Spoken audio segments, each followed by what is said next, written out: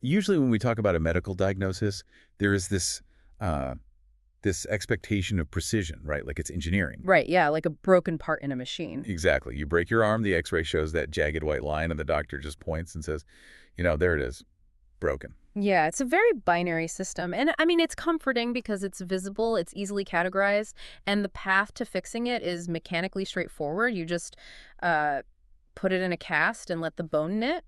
But when you look into the human eye, specifically when you get down to the microscopic, like cellular workings of vision, that x-ray machine metaphor completely breaks down. Oh, it shatters. Right. We are forced to step into a diagnostic landscape that is just incredibly complex. So, for today's deep dive, we are unpacking the monumental July 15, 2026 issue of the Review of Optometry. And it's a massive issue. It really is.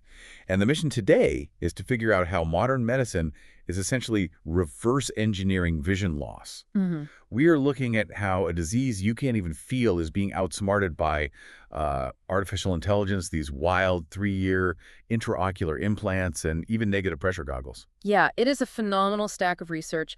What we are looking at here is a real-time paradigm shift. I mean, we're moving away from treating the eye as just an isolated optical instrument, you know? Right. We're beginning to treat it as a highly complex extension of the cardiovascular and neurological systems.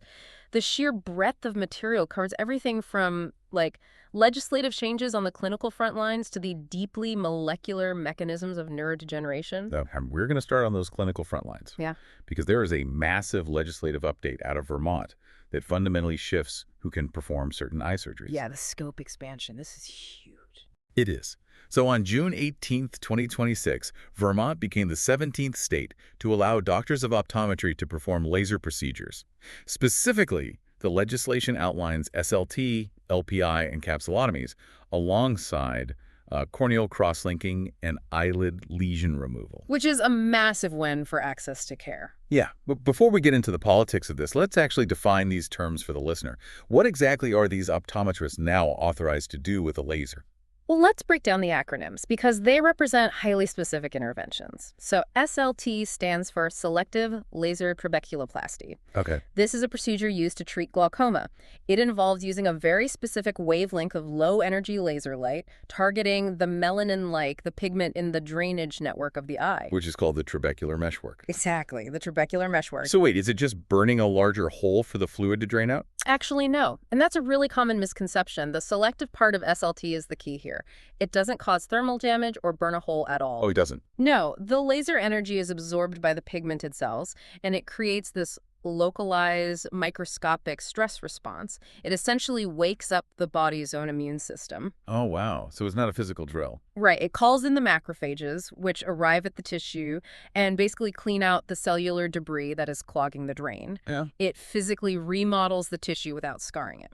Okay, so SLT uses the body's immune system to unclog the plumbing. What about the others, like LPI and capsulotomies?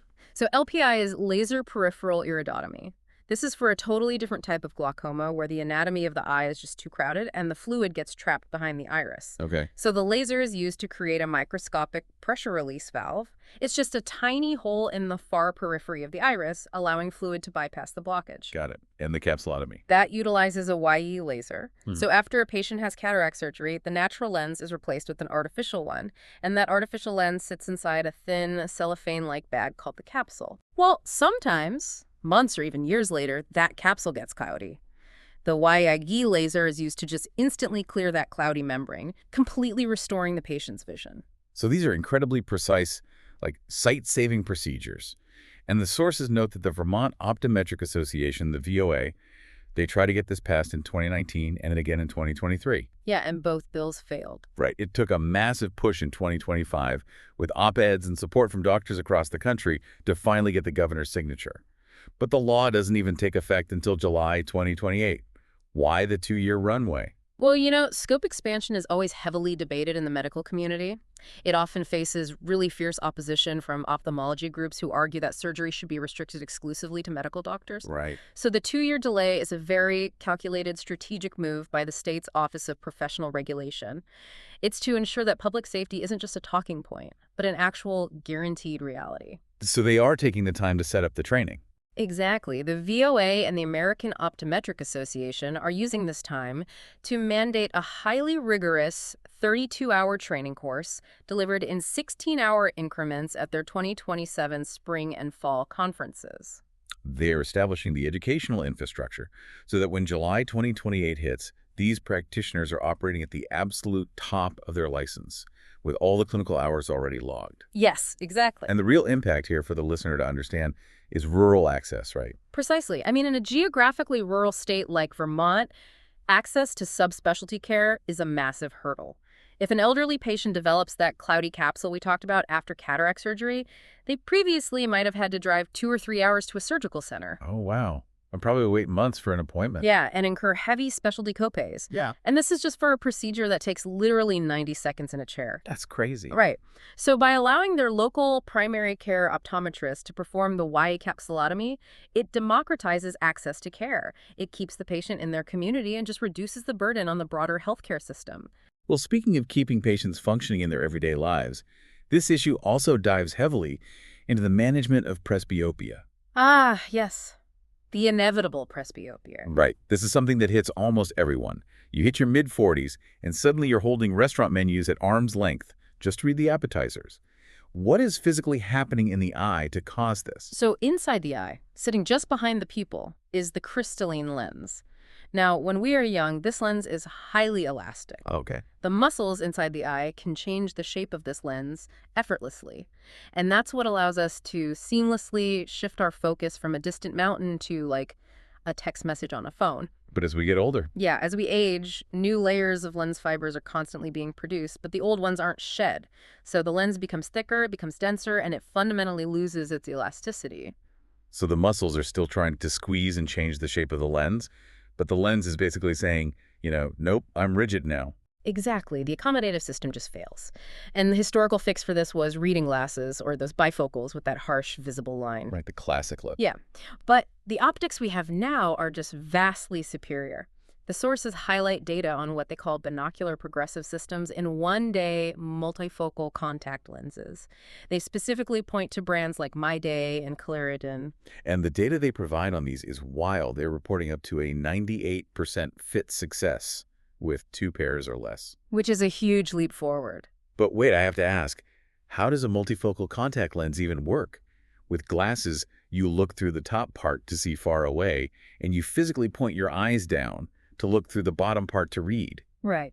But a contact lens floats directly on the center of the eye. So how do you get multiple prescriptions into one tiny lens that you can't look up and down through? It involves this incredible optical illusion that relies on the visual cortex of the brain.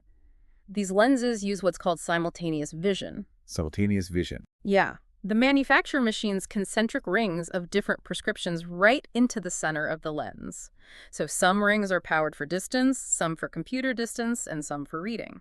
So light from far away and light from up close are entering the eye at the exact same time. Doesn't that just create a blurry mess for the person? Well, it would if the brain wasn't so incredibly adaptable.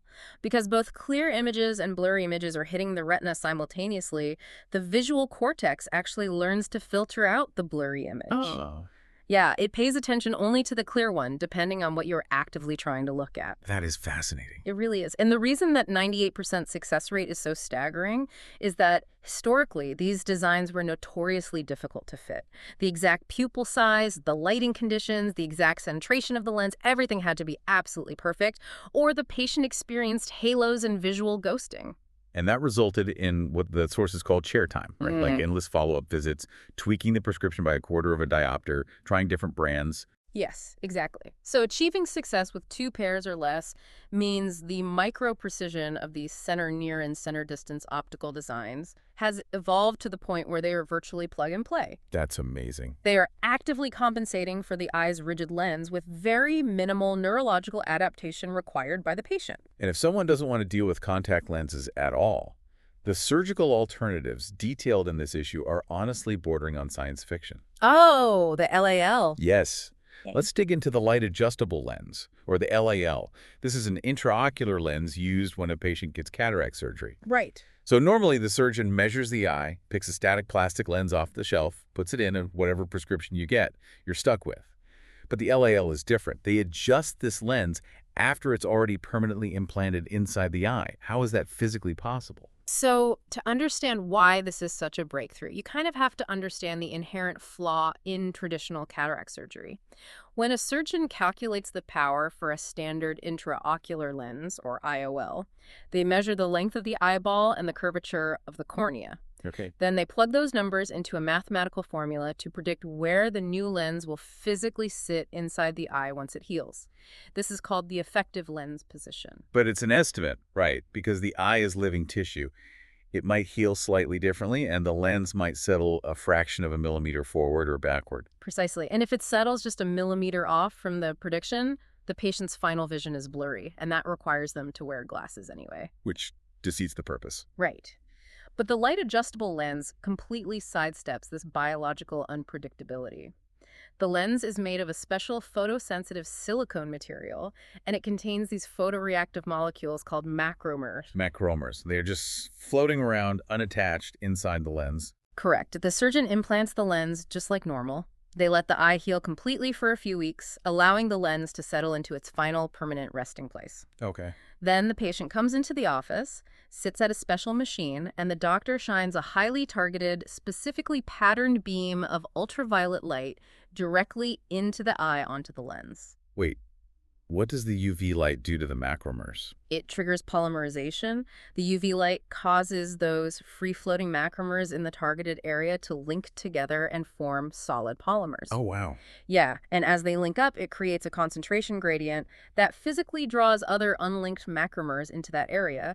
This actual physical migration of molecules actively changes the thickness and curvature of the lens while it is still inside the patient's eye. That is absolutely incredible. They are microscopically sculpting the lens post-surgery. Exactly. But wait, once the patient says, yes, that's perfect, I can see clearly what happens, don't normal UV rays from the sun keep changing it, like if they go outside? Ugh, good question. They do a final lock-in treatment. They flood the entire lens with a specific dose of UV light that polymerizes all the remaining macromers at once, that permanently sets the shape so it can never change again. That is wild. It is. And the Phase 4 clinical registry study cited in the journal proves how effective this is. Out of 101 subjects, 82 to 85% achieved J1 near vision. J1, what does that mean practically? J1 is essentially the ability to read the microscopic fine print on a medicine bottle without any reading glasses at all. Wow. And the most impressive part of that study to me was that these results held up even for patients who had prior LASIK surgery. Yes, that is a huge detail. I know that historically, if you had LASIK in your 30s, it was just a nightmare to calculate your cataract lens in your 70s because your cornea had already been artificially flattened. Right. Prior corneal refractive surgery basically throws all the standard mathematical formulas out the window. It used to guarantee a highly unpredictable outcome. Right. But with the LAL, the initial calculation doesn't have to be perfect. As long as you get the lens relatively close, you can dial in the perfection after the fact. We are shifting from a paradigm of, one-size-fits-all, hope-it-heals-right medicine to dynamically adjustable, hyper-personalized optical systems. But even the most mathematically perfect UV-adjusted lens inside the eye is completely useless if the front surface of the eye, the biological window it looks through, is degraded. Oh, absolutely. Which takes us to Dr. Paul Karpecki's piece, Clarity in a Blink. We are talking about the tear film. The tear film is arguably the most important and simultaneously the most neglected refractive surface of the human eye. I mean, light hits the tear film before it ever even touches the cornea. I think the general assumption for you listening is probably that tears are just salty water that leak out to wash away an eyelash or, when we are feeling emotional. Right. But Dr. Karpecki emphasizes that the tear film is an active barrier. It is a highly complex, multi-layered microscopic fortress. There are 3 primary layers. Okay, let's go through them. The innermost layer is the mucin layer, produced by goblet cells. That acts like a biological glue to stick the tears to the naturally water-repellent surface of the eye. So it anchors everything. Yes. Then the middle layer is the aqueous layer, the watery part produced by the lacrimal gland that contains oxygen, nutrients, and immune proteins. And then the outermost layer is the lipid layer. This is the oil, Right, secreted by the meibomian glands lining your eyelids. Every time you blink, these glands squeeze out a microscopic layer of oil that basically floats over the watery aqueous layer. Okay, so think of a bowl of hot soup sitting on a counter. If it's just broth, the water evaporates into the air quickly, leaving the bowl dry.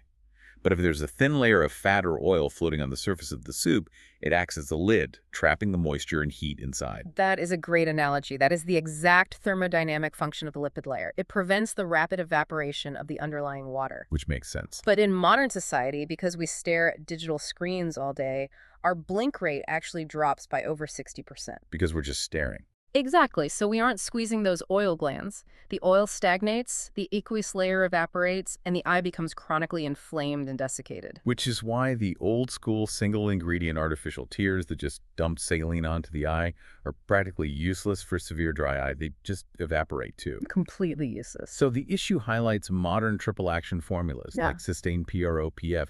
These aren't just water. They are literally chemical engineering. Yes, they have to rebuild all three layers simultaneously. They utilize propylene glycol, which acts as a humectant, to draw water into the tissue and hydrate the surface. Okay. They use hyaluronate, which is a naturally occurring viscoelastic molecule in the body that provides a thick, cushioning effect for the mucin and aqueous layers. And critically, they contain proprietary nanolipids that rise to the surface upon installation to rebuild that evaporated oil barrier. Wow. So we have this highly structured, multi-layered tear film protecting the eye from the outside environment. But what happens when the threat to the eye doesn't come from the outside air? What happens when the threat comes from an internal systemic rebellion? This is where things get really weird. Yeah, this brings us to a fascinating, almost bizarre case study by Dr. Paula Jamian called Think Before You Ink. Right. He highlights a condition known as tattoo-associated uveitis. Okay, let me get this straight. I go to a parlor, I get a tattoo of a skull on my shoulder, and my eyeball becomes inflamed. How does ink in the skin of my arm cross the barrier to affect the inside of my eye? Well, to understand this, we have to look at what uveitis actually is. The uvea is the middle, highly vascularized layer of the eye composed of the iris, the ciliary body, and the choroid. Okay. It is packed with blood vessels and immune cells. So, tattoo-associated uveitis is a perfect demonstration of delayed hypersensitivity and systemic immune circulation. Walk me through the timeline here. The needle puts the ink in my arm. Then what? When tattoo pigment, especially black ink, which often contains carbon nanoparticles or heavy metals, is injected into the dermal layer of the skin, your body immediately recognizes it as a foreign invader. Because it is. Right. So macrophages, the garbage collectors of the immune system, swarm the area and engulf the pigment particles, trying to eat them. That's actually why tattoos are permanent. The pigment is trapped inside these static macrophages in the skin. So they swallow the ink and just stay there. But occasionally that localized containment fails. Correct. In certain individuals, years or even decades after the tattoo is placed, the immune system undergoes a shift. Those macrophages become hyperactivated. Oh no, yeah. Some of the immune cells carrying the pigment migrate to the local lymph nodes. The immune system suddenly flags the pigment as a systemic threat and mounts a massive inflammatory response. And because the immune system uses the bloodstream to patrol the entire body, these activated T cells circulate everywhere. And when they reach the uvea in the eye, they attack. But why the eye? Is the eye similar to the skin in some way? It's believed to be a form of molecular mimicry, or simply because the uvea is highly pigmented tissue, much like the tattooed skin. The circulating immune cells mistakenly identify the uveal melanin as the foreign tattoo pigment and begin to attack the host's own eye tissue. That is wild. So the patient develops a red, intensely painful, light-sensitive eye driven entirely by a piece of body art on their shoulder. That really shatters the illusion that we can treat body parts in isolation. Completely. And Dr. Rami Abumurad takes this concept of intraocular inflammation even further in his piece on posterior uveitis and panuveitis.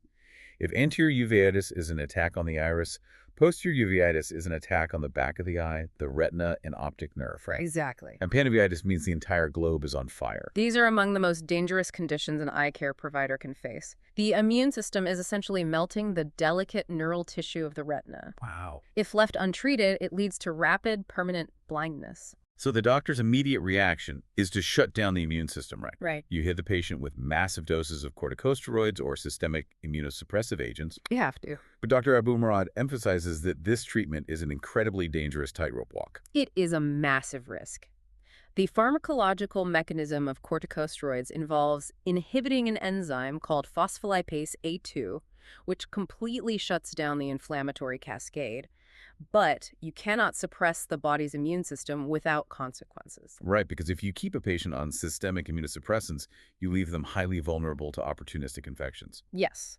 And the steroids themselves cause massive collateral damage directly to the eye if used chronically. Like what?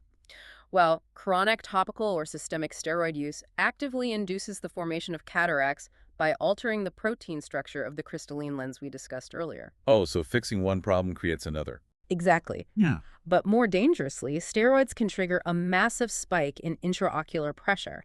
They cause a buildup of chemical debris in the trabecular meshwork, physically clogging the drain we discussed with the SLT laser. Oh.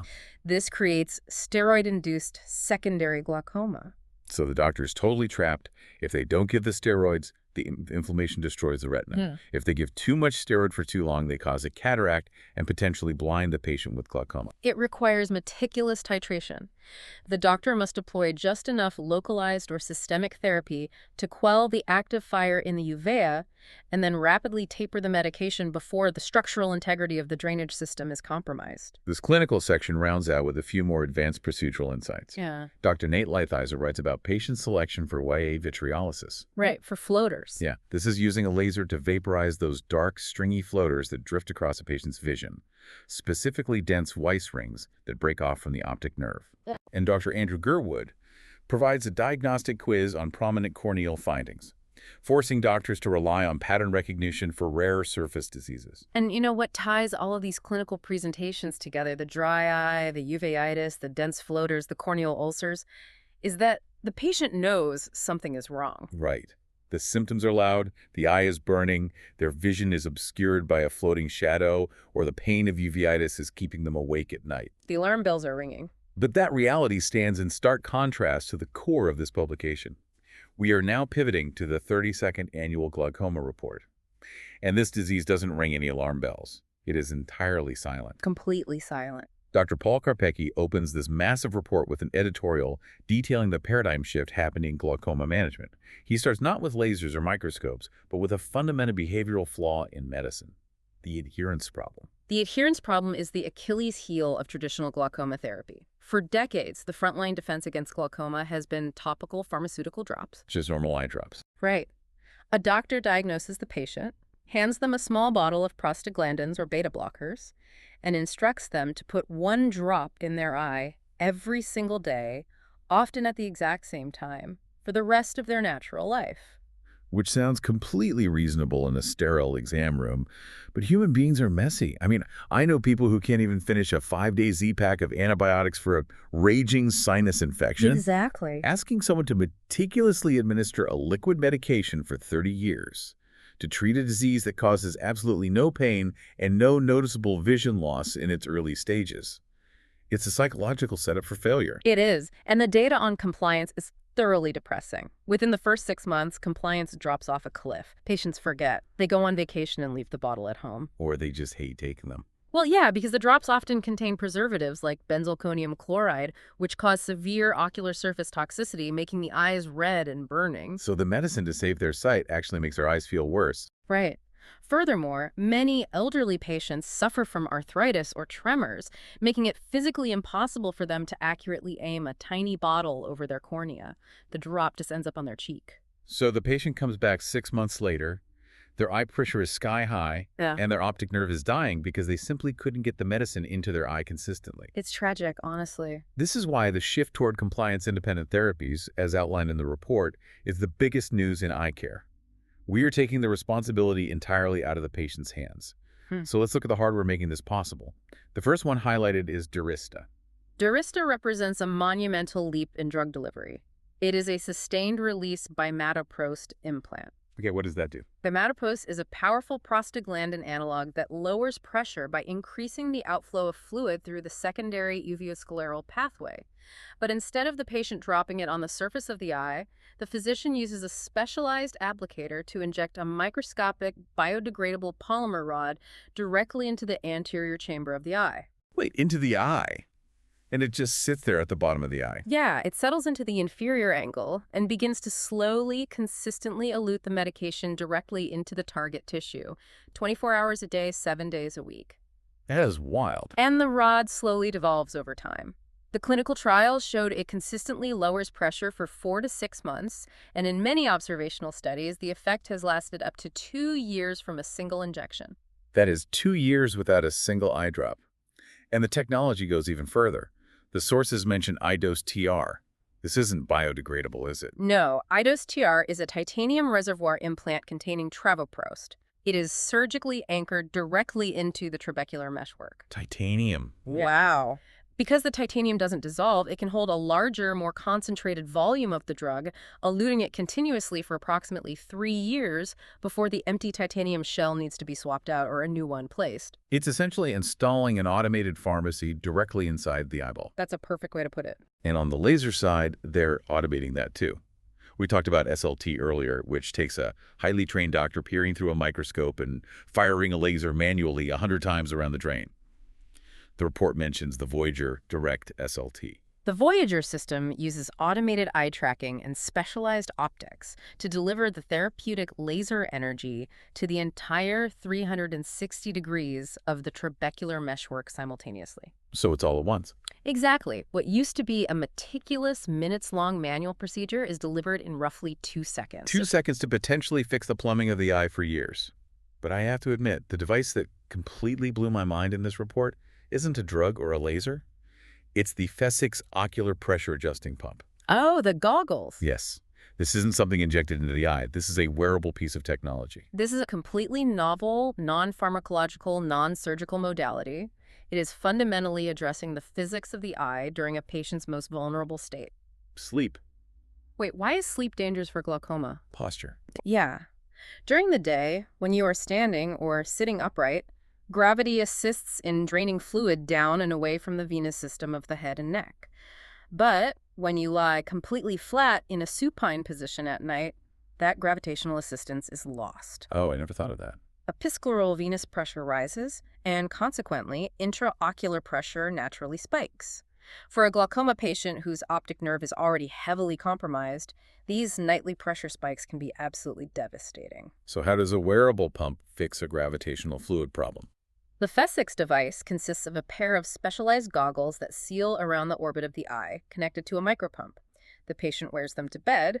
The pump creates a gentle, highly controlled negative pressure environment, a vacuum over the front of the eye. Over the closed eye. Right. By applying negative pressure externally, it alters the translaminar pressure gradient at the back of the eye, effectively counteracting the internal pressure spike and decompressing the intraocular environment while the patient sleeps. You are wearing a miniature vacuum on your face while you sleep to physically pull the pressure away from your optic nerve.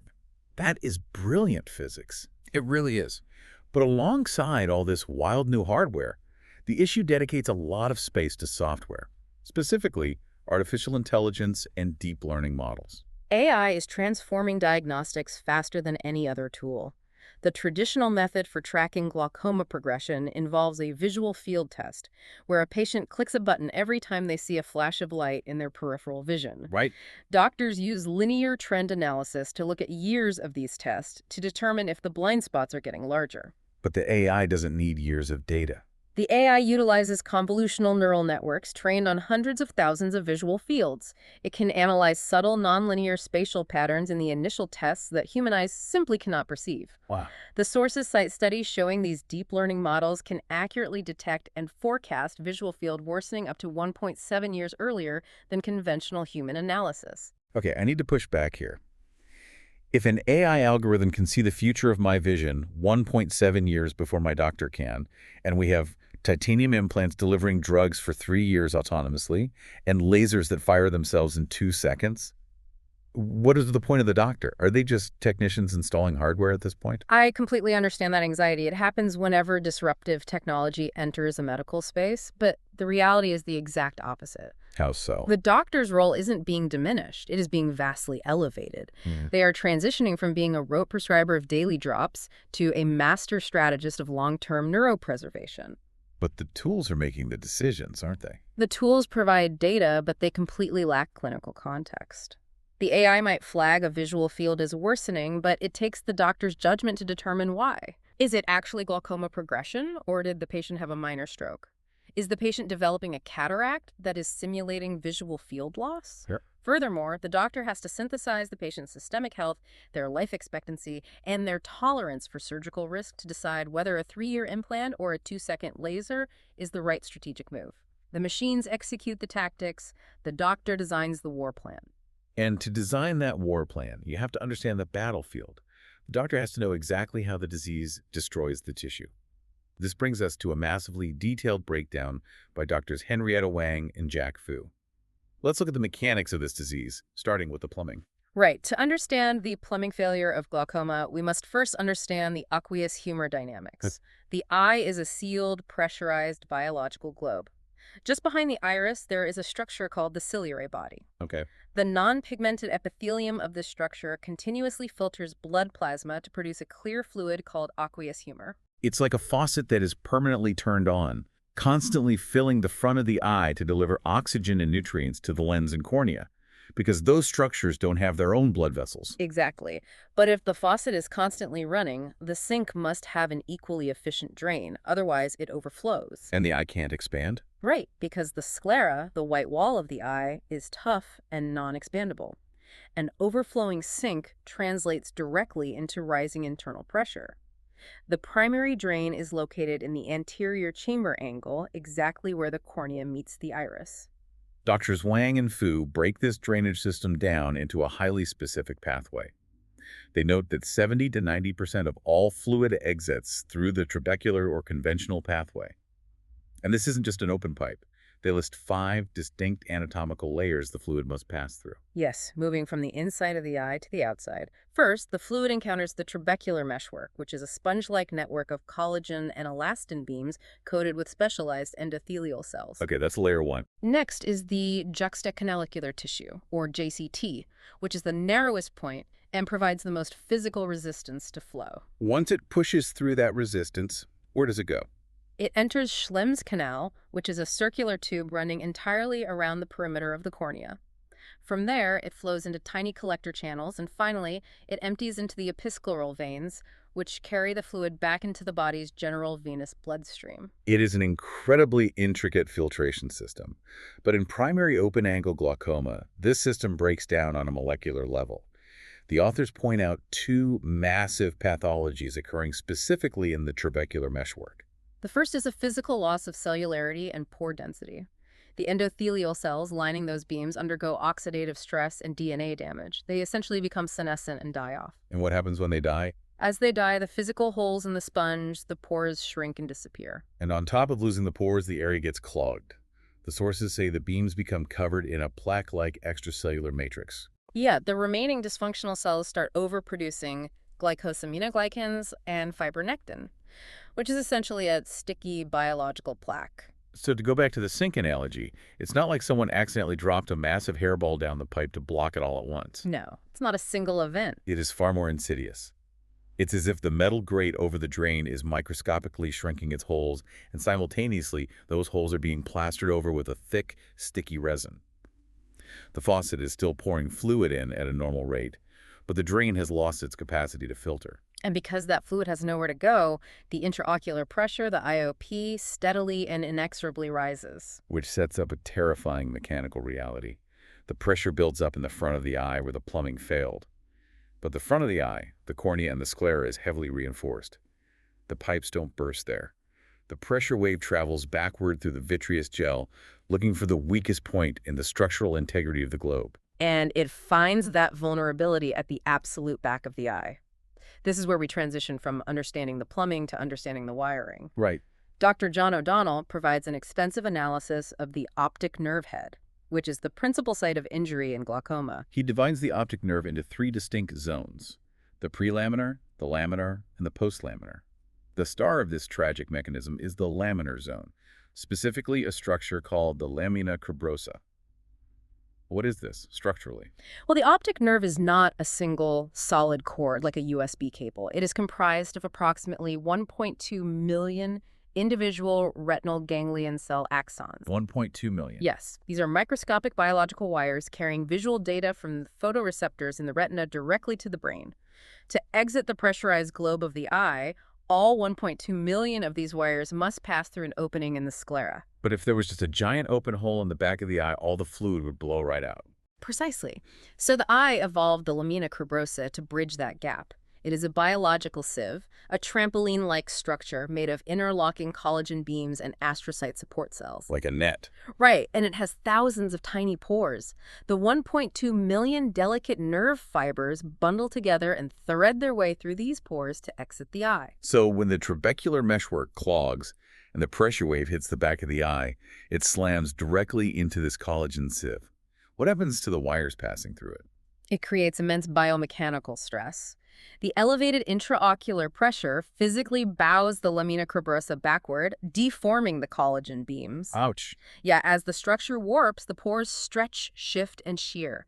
They physically pinch and crush the delicate retinal ganglion cell axons traversing through them. It's mechanical strangulation. Yes, it is. And this pinching stops what is known as axoplasmic flow.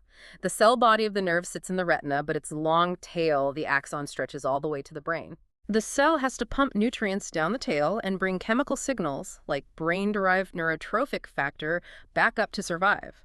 When the lamina shifts and pinches the wire, that vital cellular transport highway is entirely severed. But Dr. O'Donnell notes that the damage gets even worse once the wires make it through the lamina into the postlaminar zone. He talks about a massive spike in metabolic demand. This is a crucial point. Inside the eye, the nerve fibers must be completely transparent so they don't block light hitting the retina. They are unmyelinated. Okay. But once they exit the eye and enter the postlaminar optic nerve, they are immediately wrapped in myelin sheaths by cells called oligodendrocytes. This myelin insulation is required to speed up the electrical transmission of the visual signal over the long distance to the brain. But building and maintaining that insulation requires a staggering amount of cellular energy. A massive amount of ATP generated by mitochondria. So you have these nerve cells running a metabolic marathon in the postlaminar zone, desperately requiring energy, but their main supply line, the axon passing through the lamina cribrosa, has just been pinched shut by the pressure. So they starve. They are subjected to profound energy starvation. The mechanical crush induces a metabolic crisis, and the cell undergoes apoptosis. It dies. And because it is part of the central nervous system, once a retinal ganglion cell dies, it never regenerates. And for decades, the way doctors tried to detect this irreversible damage was by looking at the optic nerve and estimating the cup-to-disc ratio. Can you explain what a doctor is actually looking at when I say that? Sure. When a doctor looks into the eye with a microscope, the optic disc appears as a pinkish-orange circle. The pink tissue is the rim of 1.2 million healthy nerve fibers. Okay. In the very center of that circle is a pale, empty depression called the cup, where there are no nerve fibers. As glaucoma kills the nerve fibers, the pink rim thins out, and the empty central cup becomes larger. So a large cup-to-disc ratio means the cup is taking up most of the space, indicating massive tissue loss. But Dr. O'Donnell explicitly flags this ratio as a massive diagnostic pitfall. Why is a large cup not always a sign of disease? Because the cup-to-disc ratio completely ignores natural anatomical variation in the overall size of the optic disc. Imagine a donut. The dough is the nerve tissue, the hole is the cup. Right. If a patient is genetically born with a massive enlarged optic condition called megalopapilla, they are born with a massive donut. A massive donut naturally has a massive hole in the center. So a doctor might look at that huge cup, see a ratio of 0.8, and panic, thinking the patient has end-stage glaucoma, when in reality the patient still has all 1.2 million healthy nerve fibers stretched out around the giant rim. Exactly. It's a false positive based on subjective estimation. Conversely, a patient born with a very small optic disc has a tiny central cup. Right. They could lose 40% of their nerve fibers to glaucoma, and their cup-to-disc ratio might only expand to 0.4, which looks perfectly healthy on a quick visual inspection. That is terrifying. It means relying on human estimation of a ratio is effectively guessing. which is precisely why modern optometry has largely abandoned subjective ratio estimation in favor of objective, high-resolution mapping. And that leads us perfectly into Dr. Emmanuel Samus's section on reading the map. We were talking about OCT, or optical coherence tomography. How does this machine replace the doctor's subjective guess? The OCT functions similarly to an ultrasound, but instead of using sound waves, it uses near-infrared light interferometry. Light waves. Right. It sweeps an 840 nanometer laser across the retina, measuring the echo time delay of the light reflecting off the different cellular layers.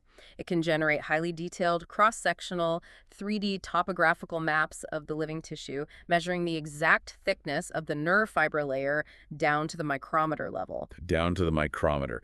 So Dr. Samus says the machine gives us this incredible data, but it's up to the clinician to answer two questions. Does the patient have glaucoma, and is it getting worse? And the rule he establishes to answer that is called topographic agreement. Topographic agreement is the absolute foundational law of OCT interpretation. It relies on the fixed neuroanatomy of the eye. You cannot just look at the scan of the optic nerve head. You must actively link the data from the optic nerve with the data from the macula. The macula being the very center of the retina. Why is the macula so critical in glaucoma? I thought glaucoma only attacked peripheral vision first. Well, while patients often notice peripheral loss first, the macula is critical because roughly 50% of all the retinal ganglion cells in the entire eye are densely packed into this tiny central region. Wow, half of them. Yeah, these are the cells responsible for high-resolution tasks, reading, recognizing faces, seeing colors. Okay, so how do the macula and the optic nerve agree? If the elevated intraocular pressure crushes a specific bundle of axons at the inferior pole of the optic nerve, those specific wires trace a highly predictable, arcuate path back to their cell bodies located in the superior portion of the macula. I see. So topographic agreement dictates that if you see an area of thinning on the nerve scan, you absolutely must see a corresponding crescent of cell death on the macular scan. Let me make sure I have this analogy right for the listener. The nerve fibers are like a river system. Yeah. The optic nerve is the mouth of the river where all the water converges, and the macula is the vast lake feeding the streams. Yes. So if there's a massive dam blocking the water at the mouth of the river, meaning the pressure crushed the nerve, you have to see a dry, empty riverbed upstream in the lake. If the machine shows a dam at the nerve, but the macular lake is completely full of healthy, thick cells, your map is lying to you. That is an exceptional way to visualize it. And when the map lies to you, you are facing what Dr. Samis refers to as red disease. Red disease. It sounds ominous, but it's not a real biological disease, is it? No. It is purely a machine artifact, a false positive. The OCT software is designed to be user-friendly. It compares the thickness of a patient's nerve fibers against a normative database of thousands of healthy eyes. If the patient's tissue in a specific sector falls below the bottom 1% of the normal population, the machine highlights that sector in bright, alarming red on the printout. And for a busy doctor scanning dozens of charts a day, red means danger. Red means the tissue is dead. But the machine is ignorant of complex anatomical variations, particularly in highly myopic or nearsighted eyes. How so? In high myopia, the eyeball undergoes axial elongation. It physically grows longer and stretches the sclera. This stretching causes the optic disc to tilt, and it literally shifts the anatomical entry point of the major blood vessels and nerve fiber bundles temporally. So the wires are still there, they're perfectly healthy, they just moved a few millimeters to the left because the eyeball stretched? Exactly. But the OCT machine's database expects the thick bundle of wires to be at a specific coordinate. When it looks at that coordinate and finds thin tissue, it flags it as red. That's a huge flaw. It is. If a doctor fails to check for topographic agreement, if they don't verify that the red nerve damage matches actual cell death in the macula, they will misdiagnose a perfectly healthy myopic patient with glaucoma. They will prescribe expensive, side effect heavy drops for a lifetime based on a machine error. This highlights why AI and algorithms haven't replaced clinical judgment. You have to know when the machine is being fooled by physics. And Dr. Samus also highlights a major limitation of the machine when the disease is very real and very advanced: the floor effect. The floor effect occurs in end-stage glaucoma. When 80 or 90% of the retinal ganglion cells have been destroyed, the nerve fiber layer reaches a minimum structural thickness. Wait, if the cells are dead, shouldn't the thickness be zero? It never hits zero because there is residual tissue left behind. The blood vessels are still there, and the supporting glial cells, the structural scaffolding, remain. This non-neural tissue creates a floor of about 40 to 50 micrometers. So the machine keeps reading 50 micrometers year after year, and it looks like the patient is perfectly stable. But they aren't stable. The patient is slowly losing their last few thousand viable nerve fibers, inching closer to total blindness. But the global average thickness number on the OCT will never change. So what does a doctor do? Dr. Summers emphasizes that in these advanced cases, you must ignore the global metrics. The clinician must become a detective, utilizing event-based analysis to manually trace the tiny residual islands of preserved neural tissue on the macular scan, tracking them over time to see if those specific islands are eroding. So we've established how the plumbing fails, how the pressure crushes the wiring, and how we map that exact destruction with OCT. But here is where this issue of the review of optometry takes a hard turn. A very hard turn. What happens when the plumbing is totally fine? What happens when a patient walks in, their eye pressure is absolutely textbook perfect, but the OCT map shows a massive, hollowed-out crater in their optic nerve, and they're going blind? This is the most complex frontier of the disease, detailed in Section 7. Doctors Mike Simber and Chad Fluth address the vascular component. They make the compelling argument that glaucoma is not solely a mechanical pressure disease. It is fundamentally a perfusion disease, a failure of blood flow. And the ultimate proof of this is normal tension glaucoma, or NTG. I have to admit, I struggle with this concept. How can a disease defined by pressure damage occur when there is no high pressure? Are we sure NTG is actually glaucoma and not a brain tumor or something else? It is absolutely glaucoma. The pattern of nerve damage and the cupping of the disc are identical. To understand how normal pressure can kill the nerve, you have to look at the math of ocular perfusion pressure. Okay, let's do the math. The optic nerve requires a massive, constant supply of oxygenated blood. For blood to enter the eye, the arterial blood pressure pushing the blood in must be higher than the intraocular pressure pushing back against it. So it's a battle of pressures. Blood pressure pushes in, eye pressure pushes out. Exactly. The difference between those two forces is the diastolic perfusion pressure. In a healthy person, the body's autoregulatory system constantly dilates or constricts the microvessels to ensure a steady flow of blood, regardless of slight fluctuations in eye pressure or systemic blood pressure. But in normal tension glaucoma. In NTG, this autoregulation fails. And the sources pinpoint a massive culprit for this failure: nocturnal hypotension. Nocturnal hypotension refers to an exaggerated dip in systemic blood pressure while a patient sleeps. Physiologically, everyone's blood pressure drops at night. Right. But in some patients, particularly those who are naturally hypotensive or dangerously, patients who are overmedicated by their cardiologist for high blood pressure, the nighttime dip is profound. So the blood pressure drops so low that it loses the battle against the eye pressure, even if the eye pressure is completely normal. Precisely. The blood simply lacks the physical force to push its way into the tiny, tortuous capillary beds of the optic nerve head. The tissue is subjected to chronic, repeated episodes of ischemia. While the patient is sleeping peacefully, their optic nerve is literally suffocating for hours every single night. That is horrifying. Yeah. Because when they wake up and go to their eye doctor at 10 a.m., their blood pressure is back up, their eye pressure is normal, and the doctor thinks everything is fine. Should eye doctors be coordinating with cardiologists here? Absolutely. The siloing of medicine is dangerous in NTG. If a primary care physician prescribes an aggressive antihypertensive medication and tells the patient to take it right before bed, they might inadvertently be accelerating the patient's blindness by tanking their nocturnal ocular perfusion. Wow. Glaucoma cannot be managed in an ocular vacuum. It requires a systemic cardiovascular approach. And the incredible part is that we can now physically visualize this starvation using OCTA, which stands for OCT angiography. How does this differ from the structural OCT map we discussed earlier? Structural OCT takes a static picture of the tissue layers.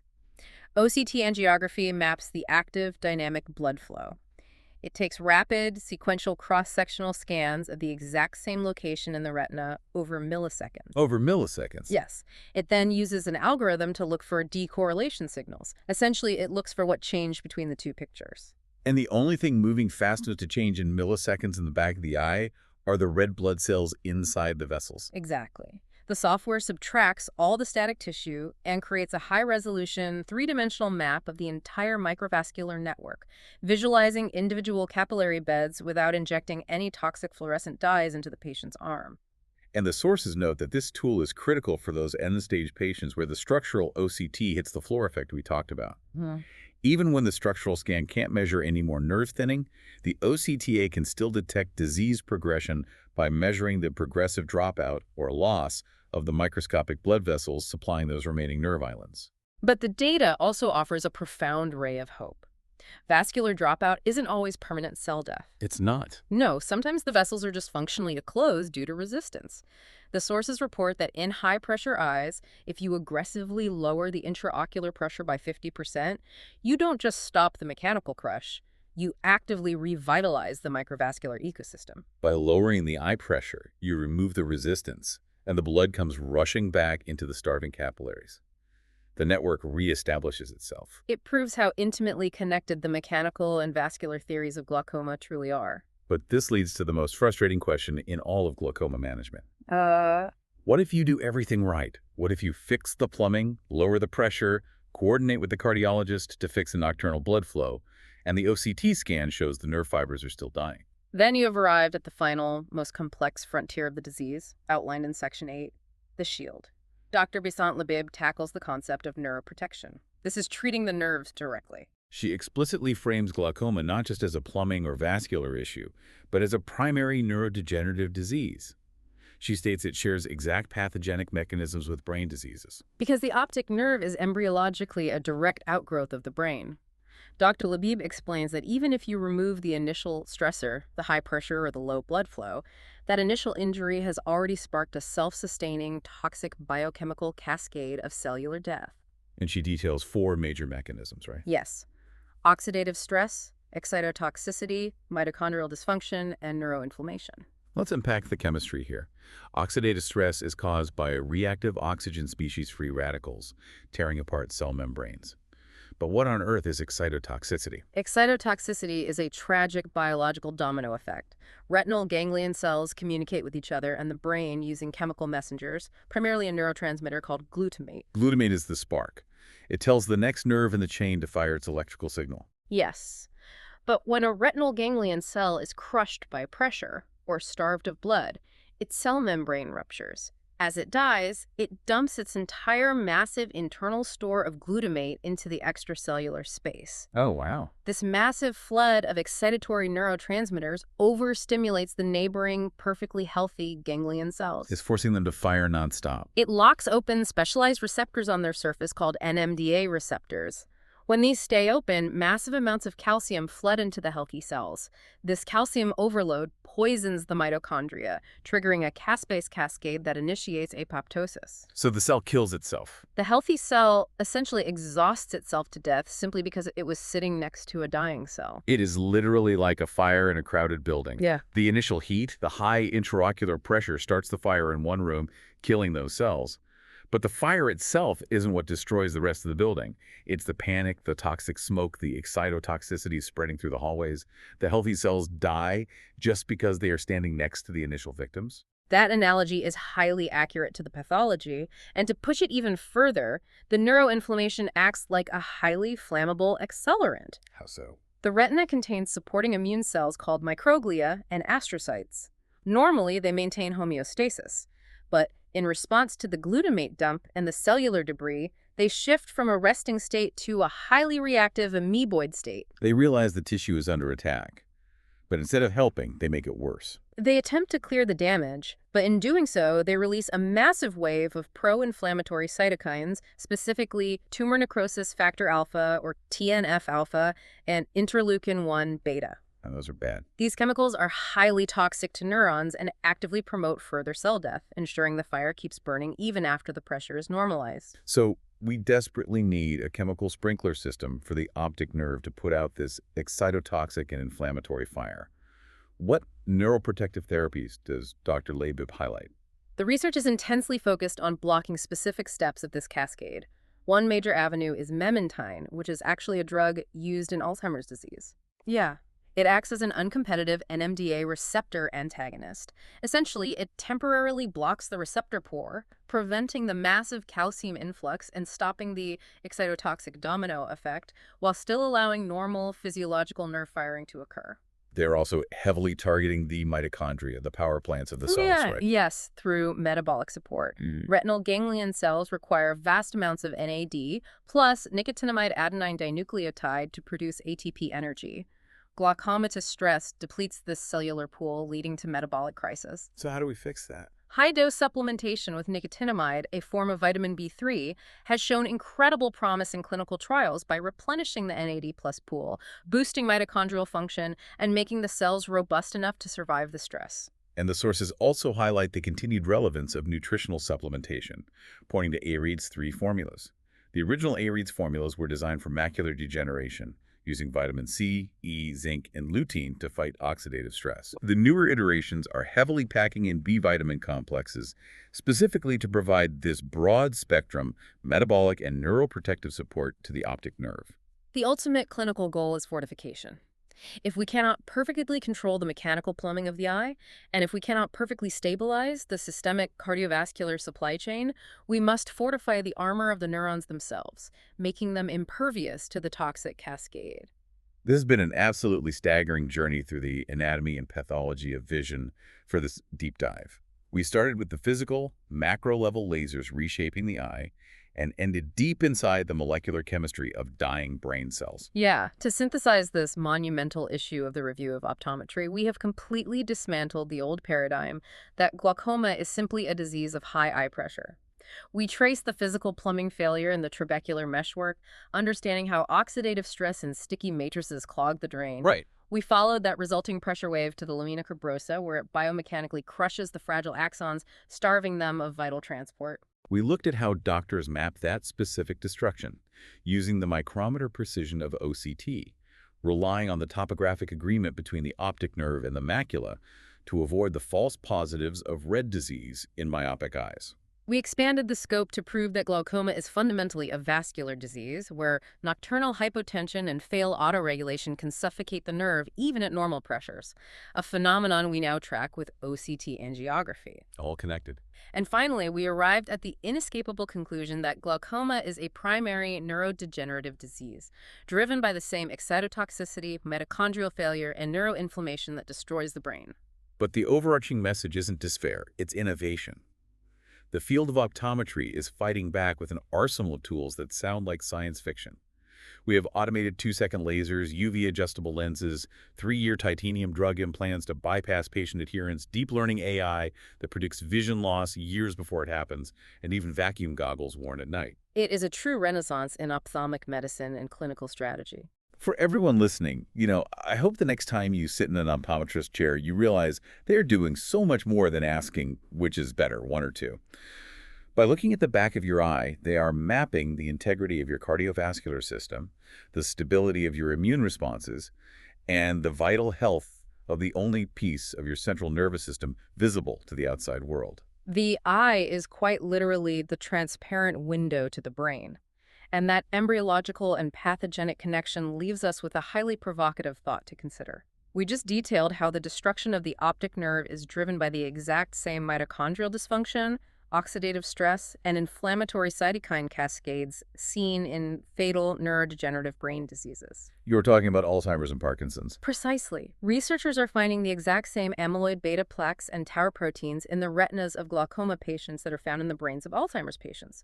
So the ultimate question is this: will the eventual definitive cure for glaucoma actually be discovered in an Alzheimer's research lab? That's a profound thought. Or, because the optic nerve is so remarkably accessible, allowing us to image individual cellular changes in living tissue with light, will studying the eye be the skeleton key that finally unlocks how to save the human brain? That is a profound question to chew on, but maybe don't chew on it too late into the night, because, we need to protect our nocturnal blood pressure dips.